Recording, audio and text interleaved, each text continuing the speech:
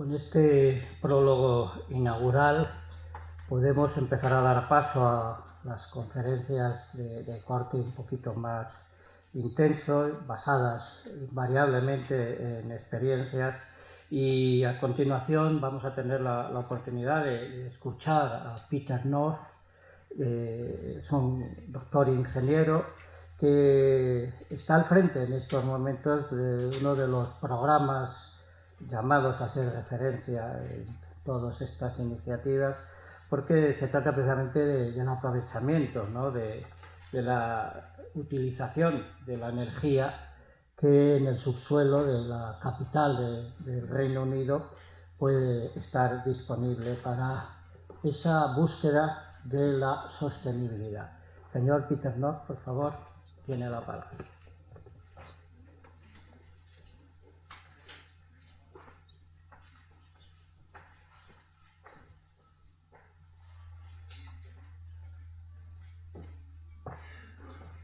Well, good morning, everybody. Sorry, I apologise, I can't use Spanish. You're going to have to suffer my English instead. Well, I must say thank you very much to the association for inviting me to come here today. We've been doing a lot of work recently around alternative energy sources, trying to move away from the concept of combustion and fossil fuels, and trying to work towards how to better inform policy people and mayoral strategies to try and get London to play its part in reducing the United Kingdom's CO2 emissions. So as interestingly, the two earlier presentations considered technologies, the application of geothermal technology, and then the policy approach, I guess, of Madrid. So I really work in this middle ground. I'm a practitioner. I help inform policymakers. So I get this unique opportunity to try and create far more ambitious energy strategy and policy within London. A little bit about my background. I'm a mechanical engineer. I've worked in the design of energy systems and the development of energy projects all my career, predominantly in very large-scale industrial and commercial applications. 2007, I got the opportunity to come to London to decarbonise London. Great opportunity, I think, for an engineer. No small problem. But I bring my sort of industrial know-how and background and try and deploy this in the urban environment. In the industrial environment, it's normally a defined site with shareholders and board of directors whose objective is to maximise profit. Typically, they'll take a long view on making quite heavy investments in efficient energy systems such as combined heat and power. When you move that principle to the urban environment, there's many jurisdictions, fragmented ownership, and something called politics, and that all tends to get in the way of this this perfect solution that you could deploy in the city. So I'm going to take you through some of the thinking and work we're doing in London. And I think in essence it's about regarding London as an energy system, so it's not so much devoted towards technology or energy source, although clearly you'll see the direction we're going in. It's about the role of the city energy system, about how that can be optimised, how that sits within the national energy system as well, and the role that the city must play to contribute to the national environmental targets. And as previous presenter said, cities use far more energy than they can produce themselves. We consume orders of magnitude more.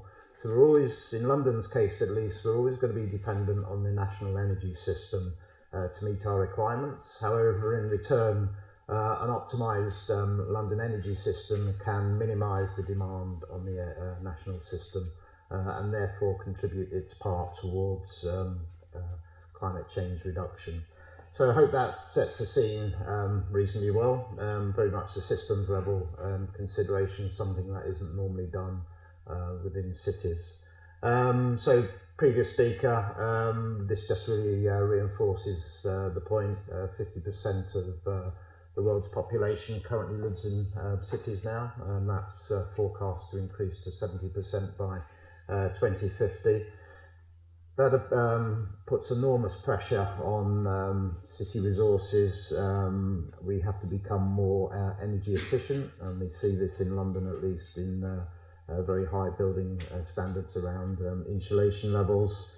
We need to think about becoming more self-sufficient. I think cities are very wasteful in the energy they consume and how they consume it.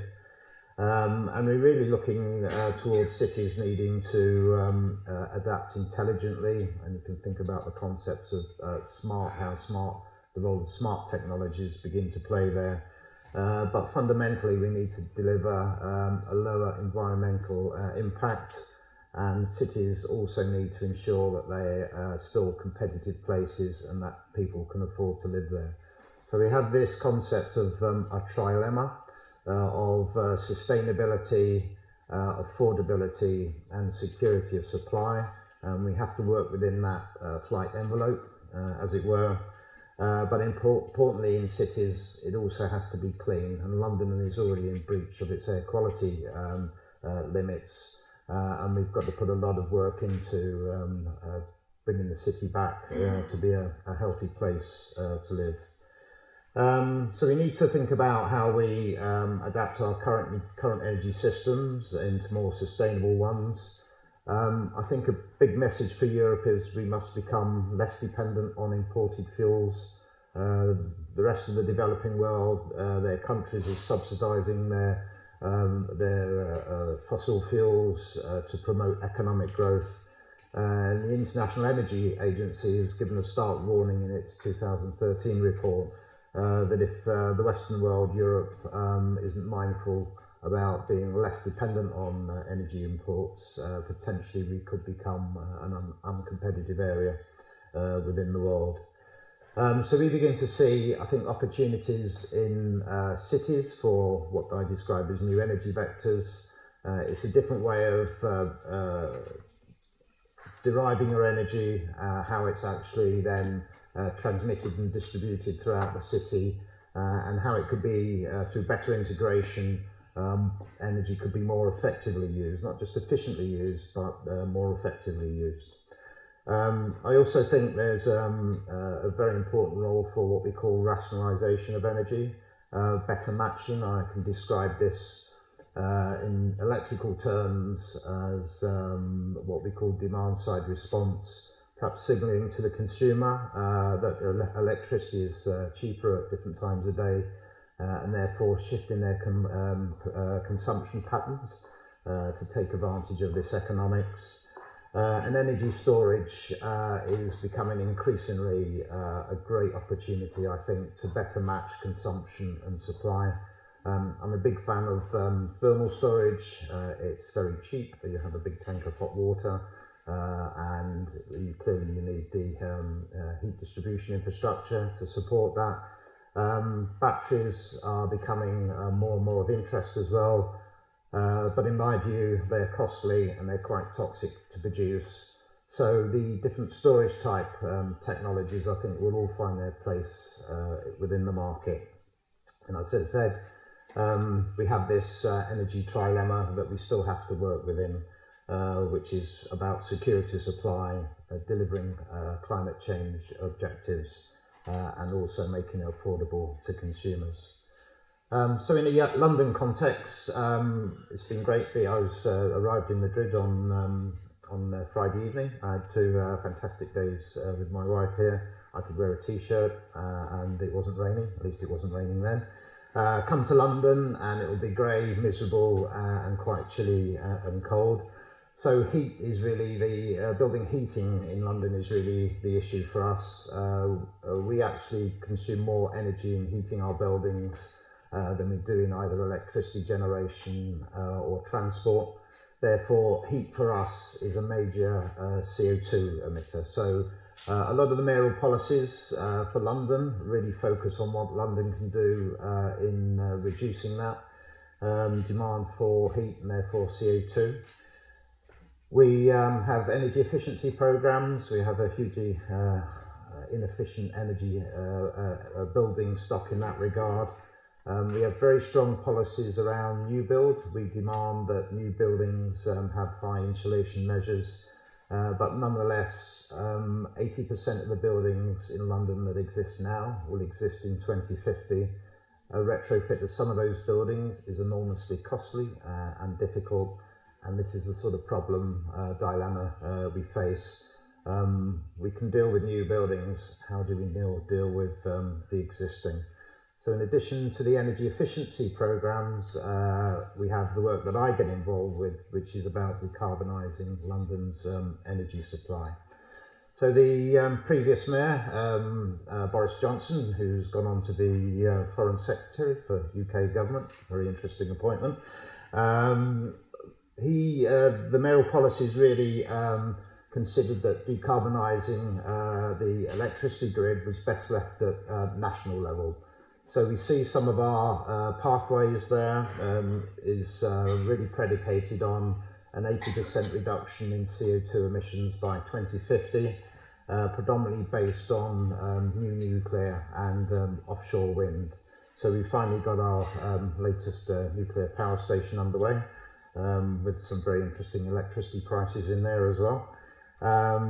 So that's the one of the constraints that I work within, or objectives I work within, is a decarbonised electricity grid. And it's how the new mayor, so we have a new mayor, Sadiq Khan, he's committed London to be a zero carbon city by 2050, so that's even more ambitious. And we're trying to figure out as officers how on earth we actually achieve that. So over the next year and a half, we are writing our new environment policies, which includes an energy chapter. And I'm working with my policy colleagues to see the art of the possible, I guess, is the best way to describe it. But also within that, we create another new strategic document called the London Plan. This will take about 3 years to rewrite, to consult with, and then publish. So the time is right for our policy writers and people like myself to help create a slightly different vision and direction for London that builds on the previous mayor's strategies and policies, but hopefully takes a significant step forward. So our new mayor is very much interested in fairness for Londoners, on equality. He wants London to generate more low carbon electricity, develop solar strategies, make the most of waste heat, which would be absolutely exciting for the audience here, I think. Make the most of waste heat and the role of heat networks that helps promote that. So we've got some of the manifesto hooks that allow us to move forward and think a bit more in depth on how this can be done. So I guess there may be some engineers in the audience or engineering graduates in the audience. So let me take you back to your thermodynamic lectures, and I'm now going to absolutely horrify you by talking about exergy. So we conventionally talk about energy purely in the amount of energy we use, the kilowatt hours, and the energy balances. Well, there's actually a second dimension to energy, and that's really about the quality of energy. In engineering terms, we describe this as exergy. And let me give you an illustration of what I mean by quality. So building heating is a 21 degrees C effectively. That's our target temperature to achieve in buildings. So why do we burn gas? Natural gas has a flame temperature in the order of 1500 degrees C to achieve a 21 degrees C outcome. So what happens to that 1479 degrees C of temperature difference that we don't use?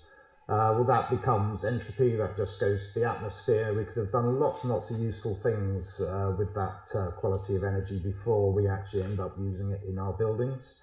The idea of combined heat and power comes to mind. Clearly you can generate electricity, recover the waste heat in buildings. And the little diagrams there, you probably can't read it particularly well, But the top diagram shows you the energy efficiency of a boiler. So that demonstrates that a modern condensing boiler is roughly, on an annual basis, 80% efficient. But when we carry out the exergy analysis about the quality of the gas we use, high exergy fuel, and compare that with the low exergy of building heating, we suddenly find ourselves we're only 4% exergy efficient. So we actually lose 96% of the usefulness of gas, natural gas, in using it for building heating. This is nothing new in the field of industrial ecology that looks at the flow of materials and energy in developing sustainable solutions. I think it'd be quite a key instrument to try and get our policy officers to begin to use in informing what London's energy policies should look like. What interventions they might make, but I think very importantly, what role the Mayor has in enabling the market and the public sector to mobilise to begin to think in this direction. So just taking this to national level, the exergy, energy exergy balances. On the left-hand side there is the UK's primary energy input, and we're about 51% efficient as a nation in using that energy. Clearly 49% is thrown away to the atmosphere at some point in those processes. If you carry out the exergy analysis, you'll find as a country we are 20% efficient. So if we think a little bit harder about how our systems work, how our systems could interplay, we could cascade and integrate systems, particularly at city level. We've got a lot of opportunity there to recover energy in different ways and utilise it. The results will be twofold. We will use less primary energy resource. That improves security of supply, less dependency on imports. But if you're using less energy, it makes a significant contribution towards environmental objectives. So July 2013, we looked at what we called London's secondary heat resource. This is available on the Greater London Authority's website if you want to give it a read. It concluded that London throws away enough heat to actually meet its heat demand. So there's a bit of a missing connection there, clearly. Not all that heat is technically feasible to collect, and even less is actually commercially available in today's current market conditions. But it really set the aspiration. Theoretically, we could be a heat autonomous city. And that really began to sort of inform some of the conversations and thinking we had over the next few years. So this is taken from the report. The dark green bars shows areas of resource. The light green bars demonstrates the amount of work you have to put in the system to get it up to a usable temperature. Predominantly this is electricity and the use of heat pumps. These could be individual air source heat pumps, but more interestingly for us, with large heat that's available, these could be industrial scale heat pumps that work more effectively and efficiently. And when we begin to think about large scale energy sources through these heat pumps, the role of heat networks becomes inevitable to connect the energy sources to the consumers. So heat networks constantly occupies our mind. They're an enabling technology. They allow this transition from fossil fuels today to something else later, potentially these energy sources. So I guess this is still working. I'll just point to a few things. So I'm not sure this is going to work. So this is air source. You can pop one in your building anytime. This is the sort of electricity you require to get it up to a usable temperature. Predominantly the electricity demand in coldest winter days is the most.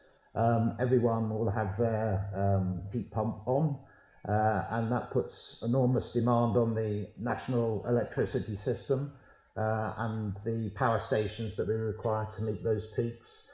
So that's the most demanding case for us. But if you look at the other energy sources, and they're from waste treatment plants, building heating cooling systems, power stations, or energy from waste plants as we have in London.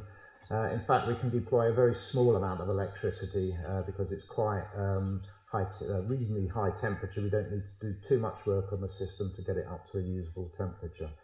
So there you can see, you could almost begin to prioritise energy sources according to the demand on the national electricity system and begin to work in this direction. So that's the production end. I still try and encourage you to think about this as a system. We have to design optimised systems. We've got to think about source and also how it's utilised. We can't design systems just in, we can't design optimised projects unless we consider it at system level. So when we think about the heat pump, for example, we have a rule of thumb in the UK, if you do the calculations, that a coefficient of performance of a heat pump around about 3 or above is economic. It will produce economically competitive energy compared with the business as usual case. And the coefficient of performance is basically the amount of heat that you take from your secondary heat source and the amount of electricity plus the amount of electricity you use to get it up to workable temperature divided by the amount of electricity. So if you put 1 unit of energy, electrical energy in, you'll get 3 units of useful energy out. It almost sounds like magic, but if you know the thermodynamics, it clearly isn't. So if we have our current heating system standards, whereby our radiators take 82 degrees C supply temperature, you have the green line there, which shows that if your energy source temperatures, say in the order of 15 degrees C, it's really sub-economic. But what the successive lines there, red, yellow and blue lines there, show you that if you can reduce the supply temperature into your buildings, then heat pumps become more and more competitive. You have to put less electricity in to achieve the necessary output. So we've got to think perhaps about our building standards, about the size of the emitters, the radiators, think about increasing them to allow lower temperature supplies to ensure that the heat pump coefficient of performance is minimised, meaning it takes least electricity. So in terms of impact on, say, existing buildings, what does this look like? So in this graph, we show you the performance of a heat pump supplying at 55 degrees C into an existing building that would normally take an 82 degrees C supply. So the broken line there is the heat output. This is what we call a load duration curve over the year. It shows that with the unchanged heating system, retrofitting 55 degrees C energy supply, we can meet 74% of the building's annual energy demand. We could meet the balance by perhaps increasing the supply temperature temporarily or using a local boiler to do that. So there's practical ways around it. But if we can increase the insulation levels to reduce the energy demand, we could employ fairly simple measures to bring us down to what we call D-rated building fabric. We can then meet 96% of that annual energy requirement, so that's a big step. If we went to one grade more, then in fact the heat pump could meet all the annual energy requirements. So now we begin to think about optimising heat pump and energy source and the building itself, but we still need this enabling technology called heat networks to allow the transmission and distribution of this energy. So that's great in theory. I quite like that as a sort of engineer with a design background, but what about practice? The London Borough of Islington, so London comprises 32 boroughs and the City of London Corporation. So the London Borough of Islington, that I regard as our laboratory. They've got a very cooperative engineering team. and they've got very supportive councillors, so it looks like they're allowed to experiment with ideas within the council, which is great. They originally built Bun Hill heat and power system based on gas-fired CHP. Here you can see a heat accumulator, and they have a packaged, I think it's 1 point something megawatt electrical, 1.9 megawatt electrical gas engine. So this was phase one with a small amount of heat network. Phase two, we worked with them, and they are now in the phase of constructing an extension to that heat network. They're looking to recover heat from the London Metro, from the London Underground system. There's a mid-tunnel ventilation system that runs continuously throughout the entire year. We get air temperatures between 18 and I think 28 degrees C continually coming out of that vent. So the picture on the top right is what we call the head shaft. It's where the fans installed, and the hot air comes out. And the picture below is what it will look like when it's been demolished and the heat pump arrangement, heat recovery is installed. And by the way, they're thinking of putting some gas engines in there as well, which I'll explain what the role is in a second. So the very early concept is shown in that diagram of the two metro tunnels combined together with the ventilation system and the heat recovery. So this is basically what it looks like in concept, but we also, with Islington, considered not only taking heat from there, but taking heat from a primary electricity substation. So this is one of the biggest substations in Europe. It supplies the City of London. It has, although 3 transformers are shown there, it has 4 90 MVA transformers. We felt this was an enormous opportunity to interface with these transformers, but there were a number of practical issues arose from that as we began to look at it. First of all, only one of those transformers is ever operational. The other 3 are left in for reasons of redundancy and secure supply. And the transformer itself was only about 30% loaded, so that 90 MVA transformer would only actually yield around about 350 kilowatts of useful heat from the system.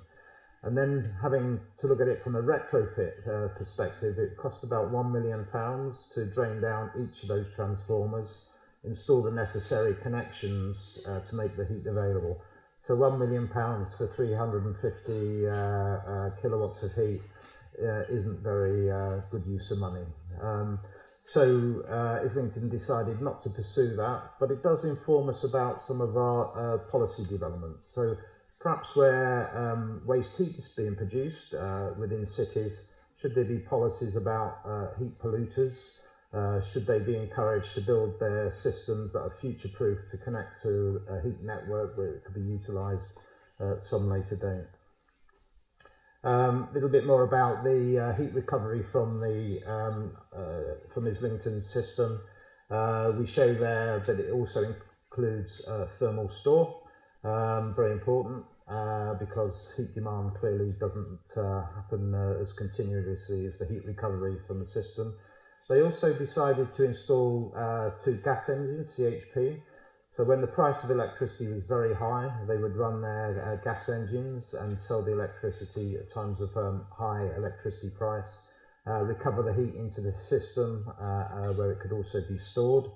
And then when prices of electricity are very low, such as in the nighttime periods and sort of other periods in the summer, they would run the heat pump. But we also work with London Underground a little bit more closely, and the diagrams on the right hand side shows the winter configuration where we draw air out of the underground and use that to supply the heat pump.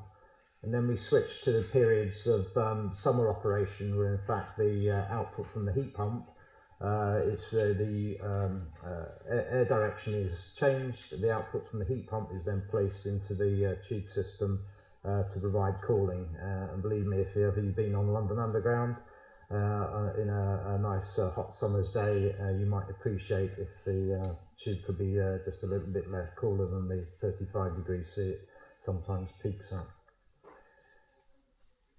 So 2 more slides. I hope I'm not overrunning too much.